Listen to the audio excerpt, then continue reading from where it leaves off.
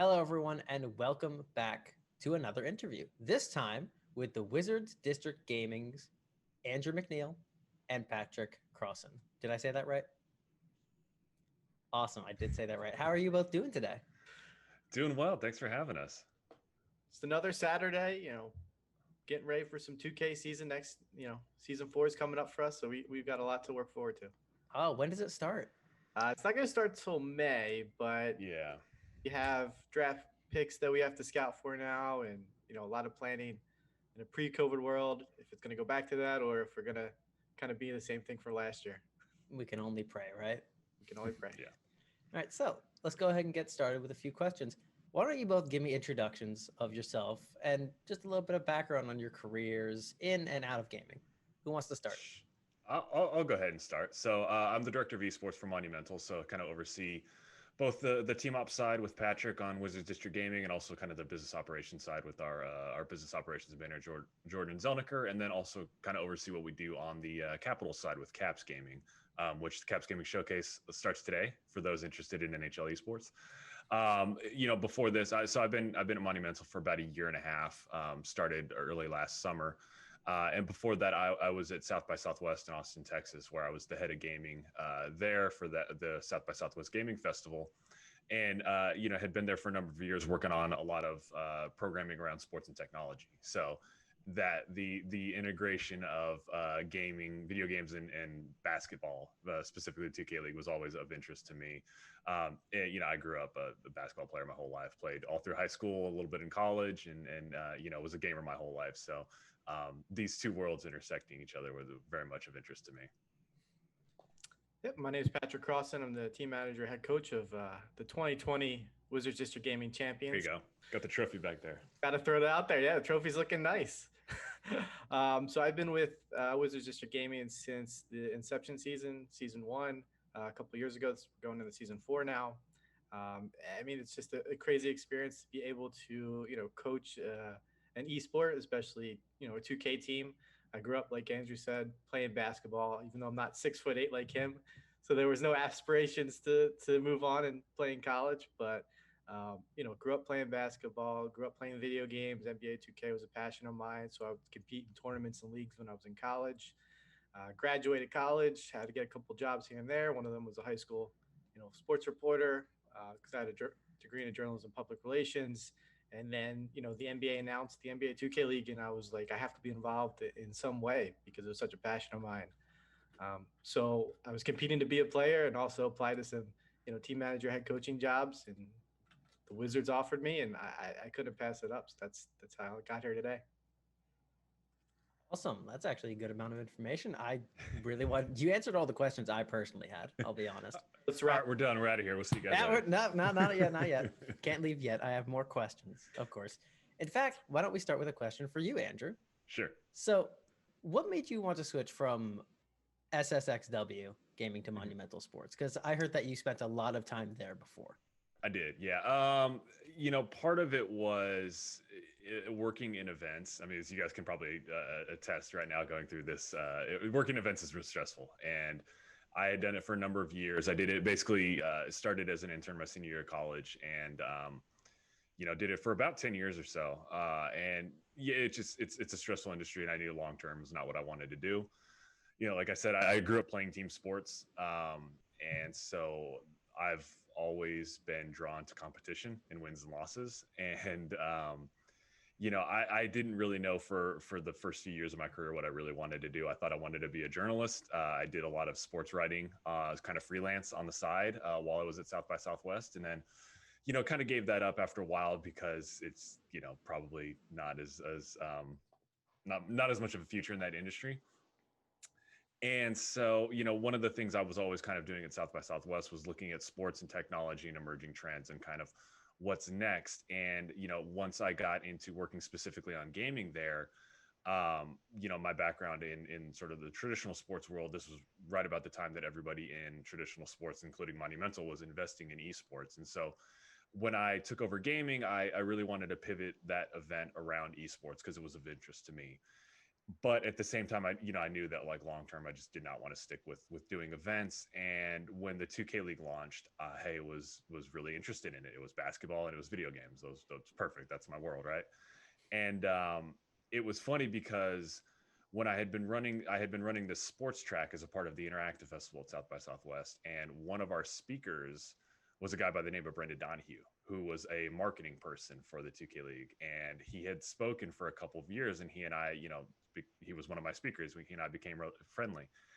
And then when the 2K League launched, they announced that Brendan Donahue was the managing director of this new 2K League. So I reached out to the NBA and I was like, "Hey, I'm not doing the sports track anymore. I'm focusing specifically on gaming. Like, let's get Brendan there here." And so I just kind of kept an eye on the 2K League, and it was, to me, it seemed like a logical next step. If I was really trying to get out of events, I was really interested in kind of working on the team side. And so when this opportunity at Monumental came up as the director of esports, I jumped on it, and got to meet Zach Leonsis and hear his vision for the organization and esports and everything. And it was everything I wanted it to be. So it was an easy decision, and I feel like it was a smart one.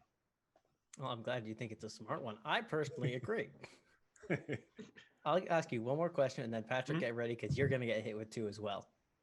So, Andrew, what was the transition like after being with SSXW for 10 years and then just jumping into a new job? Like, were there any big challenges?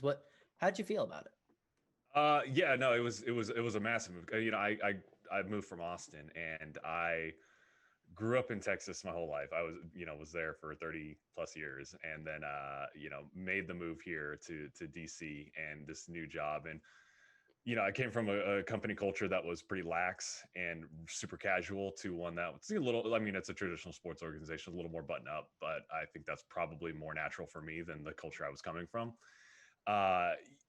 Luckily, the work that I was actually doing, from either managing an event to sort of managing a team or department, was fairly similar. It was pretty fairly similar subject matter. I feel like the work was actually the easiest transition for me. It was everything around it, moving 1,300 miles and relocating my family and all of that stuff. Those were all the sort of difficult things. The actual work part was easy. And then having, sort of a team and a backbone in place with Patrick and Zach and the organization, that was all the easy stuff, luckily. Okay, so hardest stuff was moving your family. I'll keep that in mind for when I ever change jobs to a whole different state. It was worth it. Don't get me wrong. DC is awesome. I love it. I'm happy we made the trip, but it was definitely the hardest part. All right, that's actually pretty good advice for really anyone. All right, so now, Patrick, it's your turn. Time to get in the spotlight. Can't wait. Previously, you were a freelance high school sports reporter. Am I right? Yes, correct. All right. What was it like to see so many young people with like a ton of passion and potential for their sports? Just how'd it feel? Dive into it. After college, I got my degree in journalism and public relations. Wanted to be a sports reporter. Obviously, I think everyone wants to, cover the big leagues right out of college, but that's not how it works. You go right into high school football. So that's kind of where you learn how to be a high school football, reporter, and then you go on from there. And it's really unique because I was traveling to high schools that I've never even heard of from my area back outside Philadelphia. These were like, out in the middle of nowhere high schools that I never heard of before. And that was my first assignment, I remember it. And I got there and I'm like, all right, what do I do? So you have to, record all the box score. You have to write the report in a certain amount of time after the game. And I remember interviewing the players, and they were so amped that I was talking to them and that they would be in the paper. And these weren't, guys that were going to play, Division I football. They weren't guys who were going to go to the NFL. They were just high school football players that was probably going to be the last time they played football. But they had such a passion for it, and they loved the game. To them, that was almost like playing in the NFL.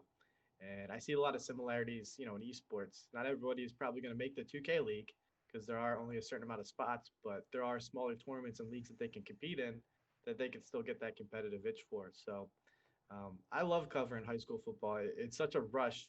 You're getting there, you're trying to work out, some of the things who you're going to look at, which players, you're going to spotlight. And then the game starts and anything can happen. And then you have a certain amount of time after the game ends. Maybe you have like 30 minutes to an hour to get that report in. and it's kind of a rush. You're sitting in your car typing the story as you go along, and I kind of miss it. Those Friday nights and Saturdays, those were some of the best times I had out of college. And if if I would tell anybody that they should experience that, because I know there's a lot of newspapers out there that need reporters to be freelancers and cover it. So if you do have a chance to, maybe cover a high school football game every now and then, I would definitely do it. All right, that's a good message to everyone, actually, in that case. All right, time for your second question, though. Completely different topic. What type of pregame routines do you set up for the teams in general? And do they usually follow the same program or every single game? And I'm sorry throwing a completely different topic question at you, but this is also something I want to know really badly. So I'm going to have to ask you it. Yeah, no, it's a great question. Kind of what goes into the preparation of a professional 2K League team. For us, I know that sometimes motivation can be a big factor in some of the games.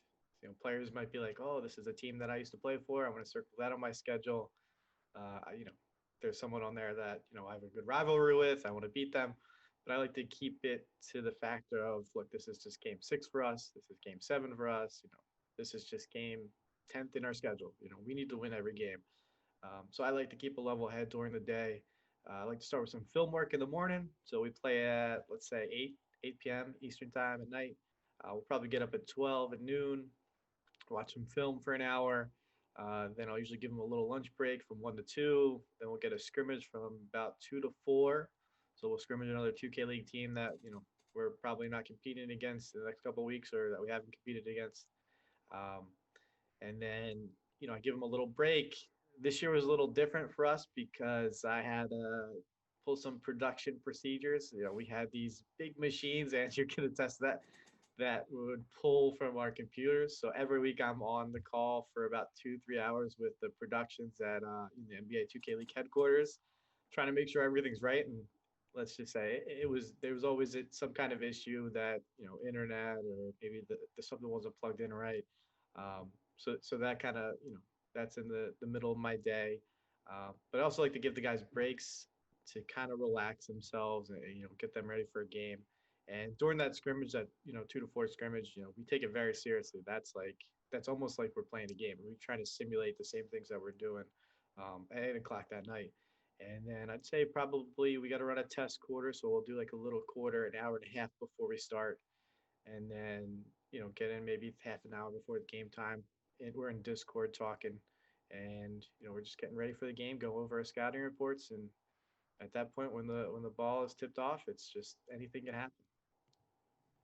All right, thank you very much for that answer. Actually, wasn't quite what I expected, but it's just to keep it like loose, and you want to keep everyone calm. You don't want to like amp anyone up, especially at noon, because there's a whole day ahead of them, and you just want to kind of keep them relaxed, keep them composed, and when the game's going, they usually find it very easily, and I think it worked out pretty well for us this year, Andrew. Wouldn't you say? I'd say so. Well, I will openly admit I'm somewhat upset that there's no rallying battle speech before every game, but it's not like the movie. It's like No. that come in and you're just like, yeah, we're gonna win. All right. It's like right before tip off that happens, and it's usually one of the players, getting everyone else amped. But no, Pat's not in the locker room 30 minutes before the game giving a big pregame speech yet. Yet. All right. I'm looking forward to the day you do. All right. Next is an open-ended question. Either both of you can answer it, one can, whoever feels they want to answer. Say I'm a esports player, very good at NBA 2K, and I'm just sitting out there in the wild. What kind of process do you guys go through to find people like me, people that are just star players that you want on the team, whether they're looking for a team or not looking for one? Yeah, so I think for us looking for players, there are some off-season leagues and tournaments that are ran. They would be playing right now, and we're just watching them on Twitch. Usually follow them on Twitter if they have a decent following and they've played in some big games. Really, what we want to see is them compete at the highest level. And a lot of the 2K League players play in the off season as well. and they'll play in those leagues and tournaments. So we want to see players be able to compete against them and then compete against other players that might be in the draft pool. So there's a kind of tryout process they have to go through. Teams were able to hold draft tournaments, and the winner of that draft tournament, um, the 5 players gets thrown in the draft pool. So those players we're kind of looking out for right now, and really it's tough because you're drafting someone to come play for you for 6 months. So we really need to get to know these players mentally you know pretty much as best we can. So I know for the interviews, I usually do about 100 interviews, around 100 interviews every season for you know getting ready to draft the players when I have the prospect list. And we also have like a mental health component. We've had sports psychologists interview them. Um, we have all their stats that they've had in the combine. So really anything that we can use to kind of get to know them on and off the court is just an advantage that we try to pull from. And we've learned that from Tommy Shepard, the Wizards GM, and the Wizards basketball operations over there, because they've been doing this for how many years, and we could pull that from a traditional sports and say, hey, what goes into you know you drafting a player? Like, what do you look out for? And obviously, there's some similarities and some differences, but I think we've gotten really good at translating what those are. Okay. Andrew, do you have anything to add? No, I mean, Patrick nailed it. I mean, I think the off season and the is very similar to what an NBA off season looks like. So we're able to lean on Monumental Basketball and the Washington Wizards front office for sort of advice and tips and kind of what their process looks like. The path to pro for a 2K League player versus an NBA player is very, very different. These guys are, I always talk about, in the NBA, a guy who is the best player on his high school team knows he's going to go play college, and then is the best player on his college team and knows he's going to make the NBA. So they're sort of preparing to be NBA players, whereas our players that we're drafting in the NBA 2K League are, they may have only been a top NBA 2K League prospect for the last 6 months to a year. They have not been mentally preparing for becoming a professional 2K League player for very long. So, we do lean on, the Wizards basketball operations staff, and like Patrick said, the mental performance coaches and sort of, psychological evaluations, because, if we're going to draft a kid who's, 18, 19 years old, maybe never held a real job, never left home, we want to make sure that we're identifying players who are mentally mature enough to really compete at a high level, in addition to, their stick skills in NBA 2K, Okay. That's actually good to know. Thank you very much for letting me know Mhm. that. St. Patrick hit everything. What do you mean? Oh, You we hit some good points. talk about this for a couple hours. I think Andrew and I could just keep going on, but Oh yeah. so, Well, then let's go to a topic I'm sure both of you can go on for hours for as well. Talk to me about the championship run. The NBA 2K championship run. What was it like from both your perspectives? I want to hear that, as well as your favorite memories. You can start with whichever one you want to do first. Andrew, you got the trophy, so I'll let you. All right. It was a really cool, awesome year, and it was a really, difficult year. You know, the 2K League draft was at the end of February, and the entire team was moved to town for the season at the beginning of March, and we basically did like a week of onboarding, and Pat started scrimming with them, and then I took a few days of vacation time before the season started while the team was going to be boot camping. And I got back, and all of a sudden we were in the middle of a global pandemic, and all of a sudden I didn't see these guys again in person until we were celebrating the championship at Capital One Arena.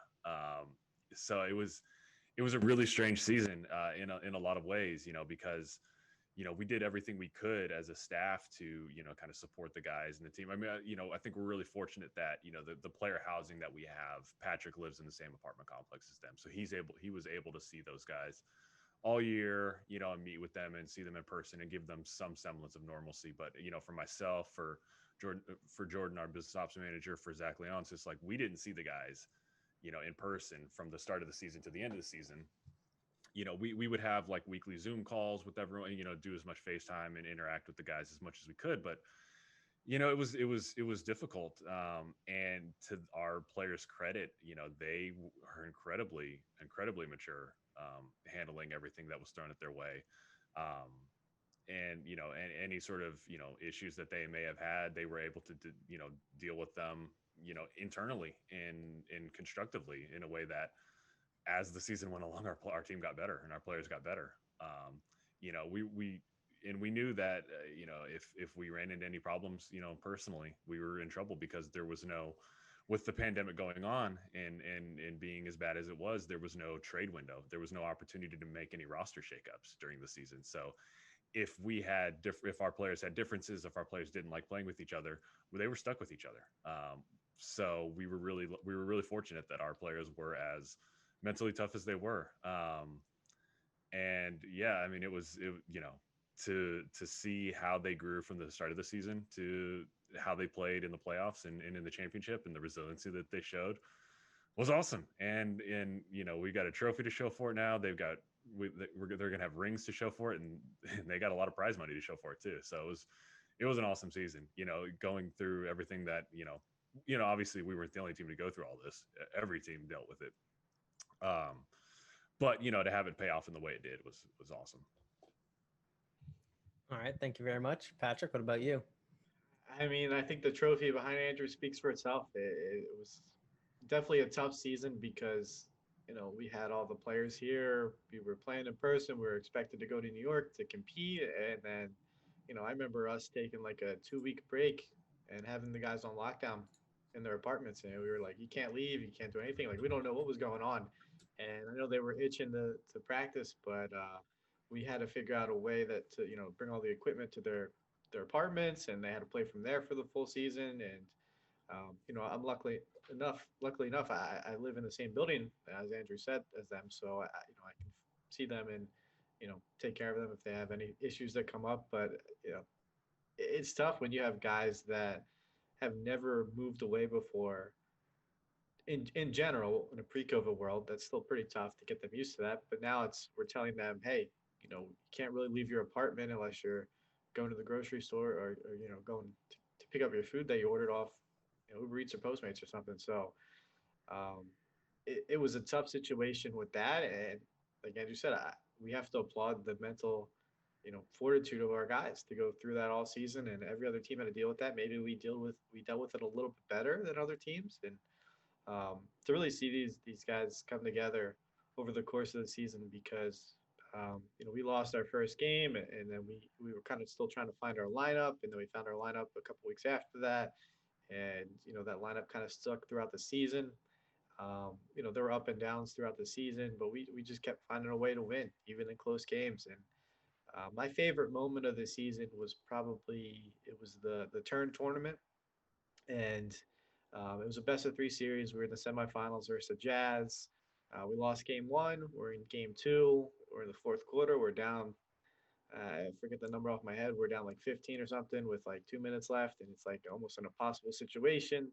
They probably had like a 99.999% chance to win at that point. And I remember our guys just rallying around each other. And I remember JBM, our point guard, he was just like, "Hey, you guys just get me stops on defense, and I'll find ways for us to score, to get buckets somehow." So we came back from that, and it was an insane comeback.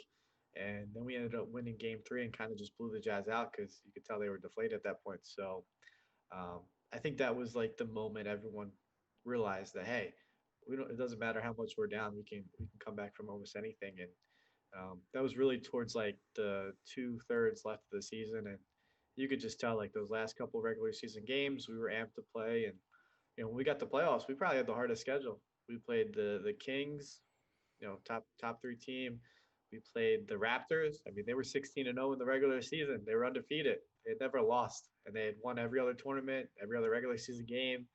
And we had played them like 3-4 times at that point throughout the season. They'd beaten us every time.